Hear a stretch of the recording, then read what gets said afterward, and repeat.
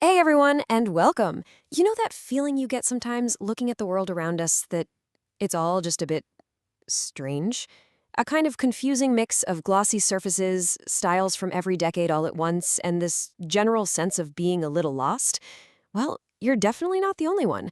Today, we're going to dive headfirst into one of the most powerful theories for understanding this exact feeling.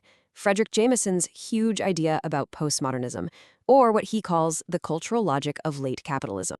So, here's how we're going to tackle this. First, we'll set the scene with the strange new world. Then we'll get into Jameson's big diagnosis of what's going on. We'll look at the key symptoms he identified, like the end of depth and how we treat history as a style. Then we'll connect it all back to the economy with the logic of late capitalism. And we'll finish by asking the big question: are we all just lost in hyperspace? All right, part one, a strange new world. The best way to think about our culture today is like it's a giant mystery novel. It's full of clues and contradictions that don't seem to make sense, and we're about to try and crack the case. And the central mystery is this question right here. Why does so much of our culture, from our buildings to our movies to maybe even how we feel inside, why does it all feel so fragmented, so lacking in depth, almost like we're just scrolling through a feed of shiny, disconnected images? To really nail this feeling down, Jameson gives us a perfect, concrete example: the Westin Bonaventure Hotel in LA. Just picture it. It's got this massive, reflective glass skin. So instead of inviting you in, it just reflects the city back at itself. You can't even really find the front door. And once you're inside, it's this confusing, symmetrical world of its own that's almost impossible to navigate. That feeling of being physically lost, that's a perfect metaphor for our whole cultural moment. So keep that hotel in the back of your mind, because we're coming back to it. Okay, so if the world feels this weird, what's the diagnosis? This is where Fredric Jameson comes in. He argues that what we call postmodernism isn't just another artsy style you can take or leave. Nope. It's way, way bigger than that. It's the whole system. And this, right here, is his central thesis. He calls postmodernism the cultural logic of late capitalism. So what on earth does that mean? Well, it means that all those cultural things we notice, the flatness, the constant nostalgia, the fragmentation, they aren't random. They are the direct cultural result of the global economic system we're all living in now.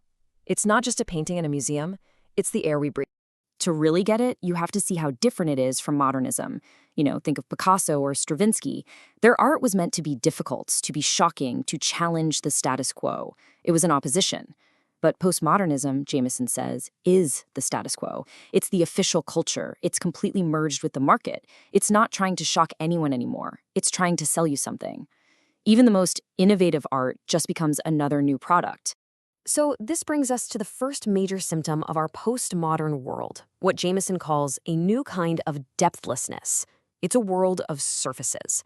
And there's no better way to see this than by comparing a pair of old peasant shoes to some covered in diamond dust. Just look at this comparison.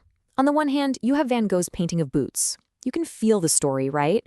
The hardship, the fields, a whole life of struggle is packed into that image. It has incredible depth. But then, you look at Andy Warhol's diamond dust shoes. They're just shiny objects. They're disconnected from any human story. They're a fetish, a glossy ad. All the depth is gone, replaced by a glittering but ultimately empty surface. And this loss of depth doesn't just apply to objects, it applies to our emotions too. Jameson calls it the waning of affect. Think of The Scream by Edvard Munch. That painting is pure, deep individual anxiety. It's the terror of a single unified person. But in postmodernism, that solid idea of a self starts to break apart. And what replaces deep feelings like anxiety? Well, it's not nothing. It's what Jameson calls intensities. These weird, free-floating, impersonal highs. Like the strange chemical rush you get from looking at Warhol's celebrity portraits. Okay, so if we've lost depth and our sense of a solid self has started to fragment, what in the world happens to our sense of history? Well, according to Jameson, it basically gets turned into a giant costume party. The key word here is pastiche. Now, we all know what parody is. It's when you imitate something to make fun of it. It works because there's a normal way of doing things that you're mocking. But what happens when there is no normal anymore? When everything is just a jumble of styles? You get pastiche. Pastiche is imitation with no joke attached. It's just copying a dead style because it looks cool. Jameson calls it blank parody. And you see this everywhere, especially in what he calls the nostalgia film. Think of movies set in the 50s or 80s. They aren't really trying to show you what the past was like. They're trying to sell you an image of the past. The whole thing is about capturing pastness through the style, the cars, the clothes, the music. Actual, messy history gets replaced with a clean, glossy simulation of it. The theorist Guy Debord absolutely nailed this idea. He said, "The image has become the final form of commodity reification." Okay, that's a mouthful, but what it means is that in our culture, everything eventually gets turned into a thing, a commodity that can be bought and sold. And the image is the ultimate version of that. Our own history becomes this huge catalog of vintage images and styles that we can consume, but we can never actually experience the real thing.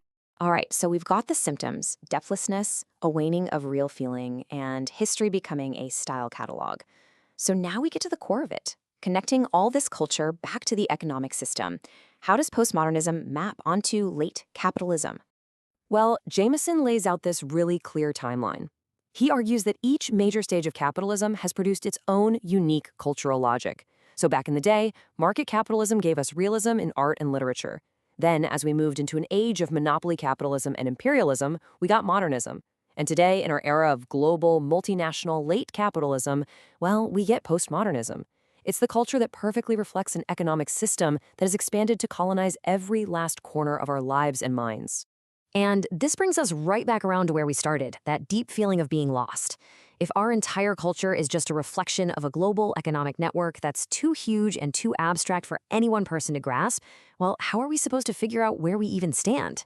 Let's go back to that hotel, the Bonaventure, because it's the perfect symbol for this new reality. Remember? It's designed to throw you off. The reflective walls push the real city away. The confusing lobby makes it impossible to find your bearings. It's a little world of its own that has completely replaced the world outside. This is what Jameson means by postmodern hyperspace. And Jameson himself puts it better than I ever could. He says this new space has basically outgrown our ability to understand it. Our bodies and brains, which evolved in much simpler kinds of spaces, just don't have the biological hardware to map this new, complex world. We haven't evolved quickly enough to keep up. And this is the final crucial connection. That feeling of being physically lost in the hotel, that's a direct metaphor for our larger problem. We are collectively unable to mentally map the vast, invisible, global network of capital that dictates so much of our lives. Jameson even suggests that the rise of complex conspiracy theories is a kind of distorted, desperate attempt by people to try and draw a map of a system that feels completely unmappable. And that leaves us with Jameson's final and most challenging question. This isn't just an interesting academic problem. It's a deeply political one. The biggest task ahead of us, he suggests, is to invent new ways of seeing, new kinds of cognitive maps that can allow us to actually understand the global system we live in. Because when you think about it, if we can't even map our world, how can we ever hope to change it? That's a question that feels more important today than ever before. Thanks so much for joining this explainer.